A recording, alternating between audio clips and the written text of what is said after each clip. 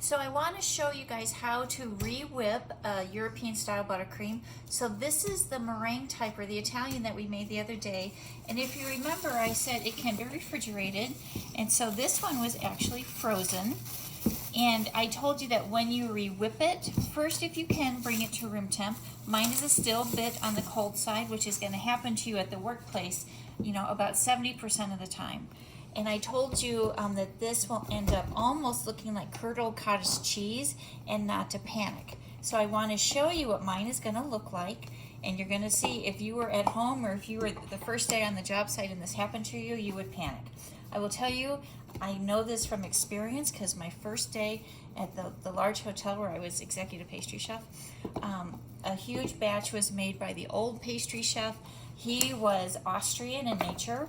And I wasn't that familiar with this buttercream because I hate to tell you, this was many years ago before this type of buttercream was really popular, so I hadn't been exposed to it a lot. I took out a big bucket because I had to frost about 50, best wishes cakes. Those are those little cakes that, the wait staff gives away when someone's celebrating an event, and then they get the bigger tip. So we would go through about 50 of those a day. So I pulled this buttercream out. I just started to whip it. It separated out. I could have cried. But again, my old adage, never let them see you cry at work, so I cried on the way home. But I want to show you guys this so that you will not panic when this happens. So you'll notice one, I put the buttercream in. Now I have the panel on here and not the whip, because if it's extremely cold, it's just going to get caught and could break your whip. So that's why I want to make sure that we do have a paddle. So if you look at this right now, it just looks like butter. And in the bottom of my bowl, some of that syrup is starting to just separate out. And that's when it's going to start to look curdled on. So if you were to look at this right now, what does it look like? You can see the syrup is starting to come out. It feels a little slimy or greasy, and that was that Italian meringue that we put in there. So during whipping, it's going to fall in volume. The color gets deeper, but remember, this isn't cream-based, so it's never going to turn to butter because I already have a lot of butter in here. So I just keep whipping, whipping, whipping. I'm going to increase the speed a little bit. Can you see inside pretty well? Oh, yeah. Now along the side of the bowl, I see more moisture. So this is about another 30 seconds. Let me stop and show you. And again, if you saw this, would you think that this is going to be beautiful buttercream like it was the first day we made it? No, you're going to start to panic, and that's what happened to me. But again, that's why we come to pastry school, so that you learn how to handle crisis management. We're not at a crisis because we know that this will be okay. Now, when we flavor buttercream, remember there's a couple of ways we can do it. We could add just extracts to it. We could do melted chocolate like we did in Fundamentals 2. You could add a paste, like a peanut butter. We're actually going to turn this one into hazelnut, so we're going to add some praline paste. Praline paste is a term for caramelized almonds that have just been ground down. So we're going to do that. Okay, let me show you again what's happening. Let me lift this up, and if you can zoom into that bowl, do you see liquid moisture sitting in there? Right along this edge. Maybe we can zoom from this side, because it's really important that you guys see all this liquid. You see that? You're going to think, oh my Lord, this is wrong. It's not. So again, now I'm just going to walk, and you can actually see the syrup that's dripping off of the butter. And this is where I started to panic. Instead of just letting it whip, I went ahead and I threw it away before anyone could see that I thought I had made a mistake. So I don't ever have to put the whip back on. I'm just going to let it start to go. So anyway, back to how to flavor buttercreams. Extracts, purees, like a raspberry puree, a paste could go in, coffee could go in, anything. And remember, this Italian buttercream or the French buttercream, because it doesn't have a lot of powdered sugar in it, remember, it accepts flavors beautifully. We're not fighting the sweetness of powdered sugar. So when this gets back to stable, and it's starting to get there now, I can just drizzle in as much as I want. Now when I do chocolate, it's about 4 ounces of melted chocolate per pound. When I do this hazelnut paste, it's about 2 to 3 ounces per pound. But it's really going to start to take about, the pastry chef's taste. Some people like it stronger, some people like it lighter in flavor, but we're gonna go a little bit heavy with this one so that the hazelnut flavor is really prominent. So it's starting to come back now. Can you see in there pretty good that it's starting to clump up again? It doesn't have water dripping out of it. So what's happening now is the emulsion is starting to take place again. That simple syrup that we put into the egg whites is starting to pull back into the butter. And in about another 40 seconds, I'm going to have beautiful buttercream again. So again, there was just that 1 to 2 minutes where it gets a little bit iffy and you think you've messed up the buttercream. So this has been just about the 40 seconds. And if you look at it, you can see I have buttercream again. But if I were to want to start to frost with this, you can see it's still a little bit on the firm side. It doesn't look as smooth and light and fluffy as it did the day that we made it. So I'm going to give it about another 2 minutes worth of mix, and then I'm going to go ahead and flavor it for you. So don't under whip this at this point, or it's not going to spread very well. We're looking for it to be the exact same texture as it was the day that we made it. Okay, so my total mixing time right now, I'm at about 3.5 minutes from when I put the buttercream into the bowl to when I started whipping it. It's separated out and now it's coming back together. So it's been about another 2 minutes, and let's take a look at the buttercream. See how much lighter it is, and when I spread it, you can see it's leaving some spatula marks, but it's moving very quickly. So at this point, I can go ahead and flavor this. So I'm going to put my machine on low, and guys, this is hazelnut paste. This is what's labeled 60-40. So it's just a blend of the caramelized hazelnuts and sugar. When you get this, it's just like natural peanut butter. The oil is going to want to separate out, so just give it a little bit of a stir. We have these in a big 10-pound bucket at school, so you're just going to stir it, and then we're just going to slowly start to add this in. And again, I'm going to start a little bit lighter because I can always add more, but I can't take away. Now I'm going to increase the speed. I would do this again if it was a peanut butter, if it was an extract, if it was an alcohol or a puree. The only thing I would do differently is if it was chocolate, and remember we had to temper that because we learned that in baking fundamentals too. I'm going to stop, and if you can see in the bowl, you know, along the edges of the bowl, I don't have any of the flavoring, so remember I have to stop and scrape this down. I'm going to blend for about another 10 seconds, and then we're going to try it. We want to make sure that the hazelnut flavor is a bit on the subtle side, but we know that it's there. But if I were to just look at this and I was a gambling woman, I would say that I'm going to need a little bit more hazelnut. So let's go ahead and do this. I have 2 forks here. Here's one for my trusty cameraman. Go ahead and give it a try and see what you think, because what we need to remember is we don't really bake for ourselves, we do it for our customers. A little bit more flavor. I think he's right. We need a little bit more. So I'm going to drizzle this in. So far I have about 2 ounces in. And I put maybe 1 more ounce in. You're going to see the color start to get a little bit deeper. Remember what this buttercream looked like? How it was, you know, when we first started to re-whip it, it was separated out. It had liquid dripping out of it. Look how beautiful and smooth that is now. Now, opposite end of your fork, let's give it a try, because you don't want to double dip. I think that's much better. Perfect. Okay, so guys, this is how we reconstitute or re-whip our meringue-based buttercreams. So in the mixer with the paddle, go ahead, start it whipping. Go to first speed for maybe 1 minute, and then slightly start to increase your speed. And then what we need to do is not panic when you see it separate out. That's going to happen to you every time. Keep it mixing until it starts to come back together. But at that point, don't under whip it. When you think it's ready, just to be on the safe side, give it 1 more minute of whipping, and then flavor it however you would like to do that. So this is how to re-whip buttercream. And then the next thing we're going to do is start to build our hazelnut gâteau. So we're going to build our hazelnut chocolate cake. So this will be the first cake that we're going to glaze with ganache. So here are our components that we're gonna need. We have our yellow chiffon cake that we made. I know I said chocolate, but it has chocolate on the inside and it's gonna be glazed. So we don't want chocolate upon chocolate upon chocolate because it's too rich. So that's why we chose the yellow. We have a cake board with a cake ring and a strip of guitar sheet, and this will help ensure that our sides are perfectly straight and our top is very flat. We have the hazelnut buttercream that we made when we re-whipped the buttercream.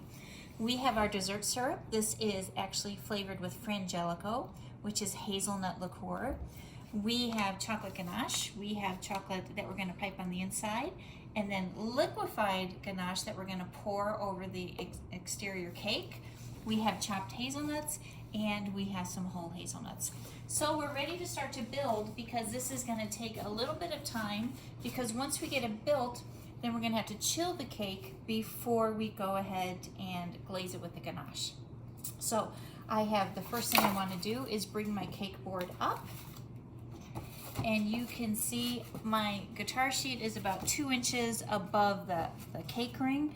This is a 1.75 inch cake ring. I have 3 layers of my chiffon cake, so my first cake is going to go in. This is very reminiscent of how we built the barrel cake that we did the unicorn out of in Baking Fundamentals 2, because we went ahead and used this cake board. And again, this is just going to ensure perfect sides. So I'm going to take my frangelico buttercream, and simple syrup, and I'm just gonna, again, give it a nice dousing of it.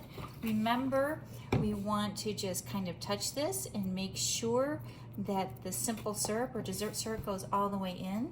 So I'm gonna give it about 15 seconds. I'm gonna touch it again. It needs a little bit more, so I'm gonna hit it. Remember, this is just flavor, and this will give me a longer shelf life. Now, with my buttercream, you can see I have a 1/2 inch writing tip on it. I'm actually going to pipe along the edge of the cake board, and then I'm just going to fill this in. The nice thing about using these cake rings is I get very even layers, and then I get even piping with my buttercream. The downside is it just takes a little bit longer because I have to chill this before I remove the guitar strip. I'm going to take my next layer. It's going to go in. My dessert syrup is going to go down. So look how quickly I can build this cake. I'm just going to let that sit for a second. Remember, dessert syrup builds in flavor and a longer shelf life. So I'm just going to add a little bit more. There we go.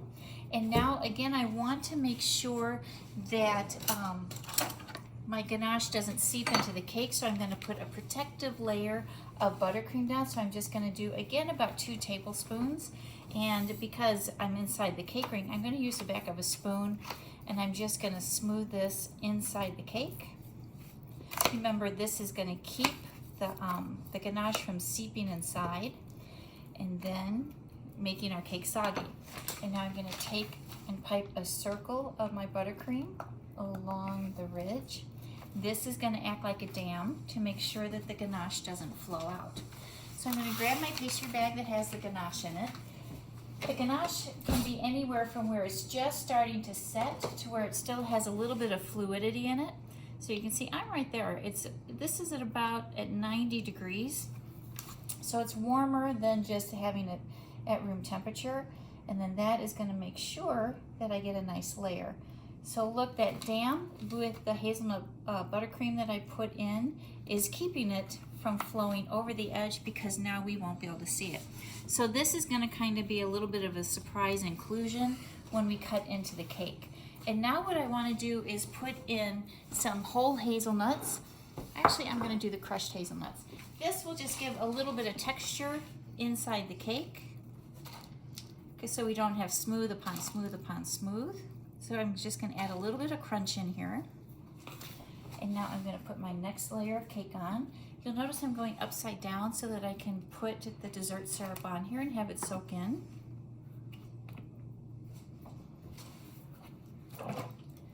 Dessert syrup down. Make sure it soaks in.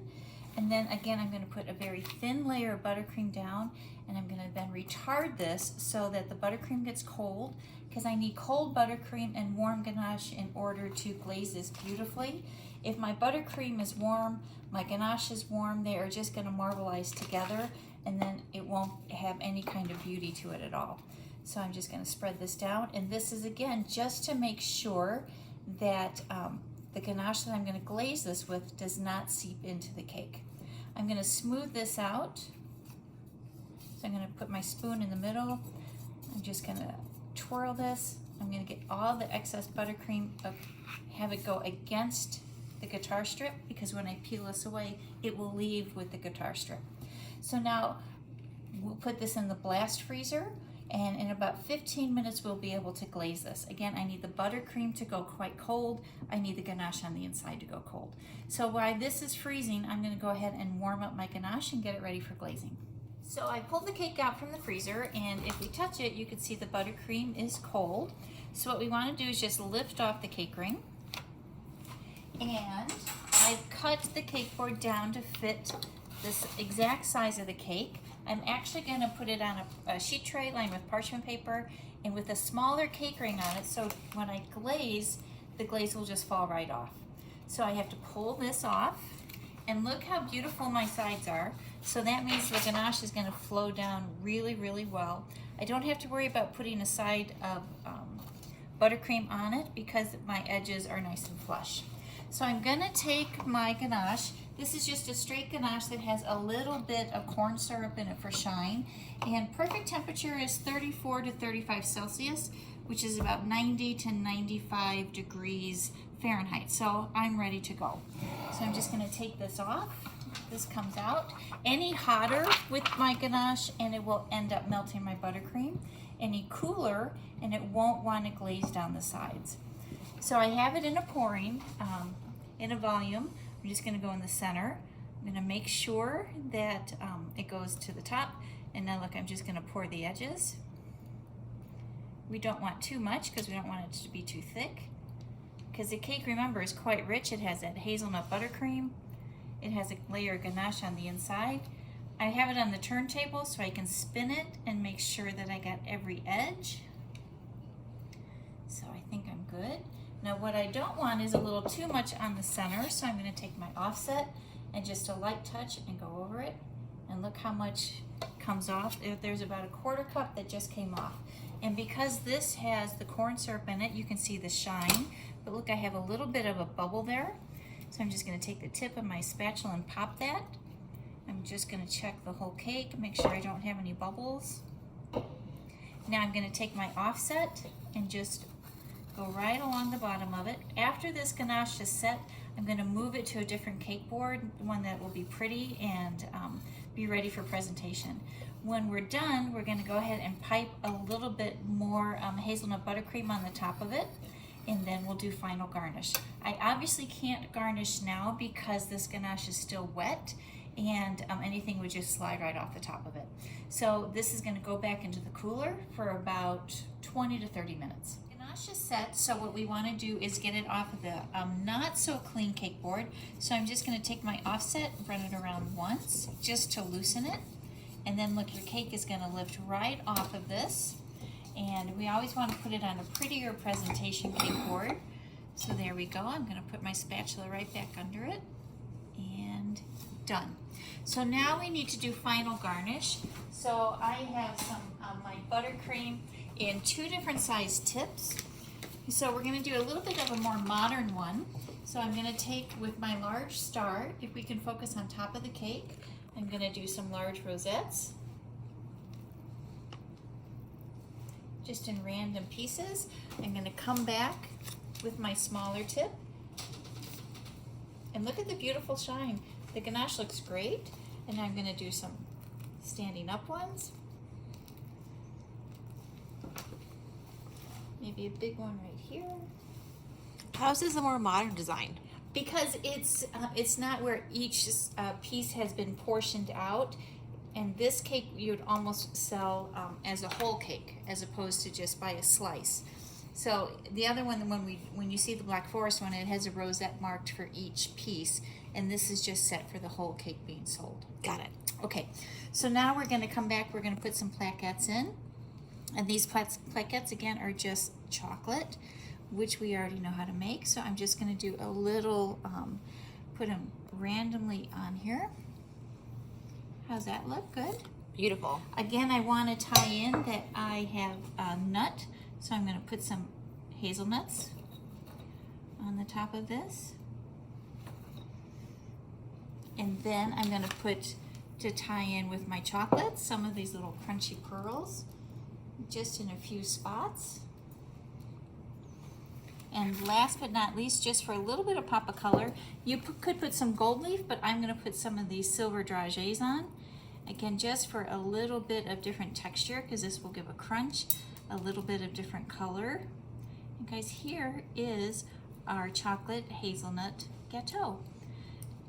So in a second, you're going to see me cut this, and we'll take a picture of it so that you can see the layering on the inside. So this will be different than what you see with the Black Forest, which we do on the next class.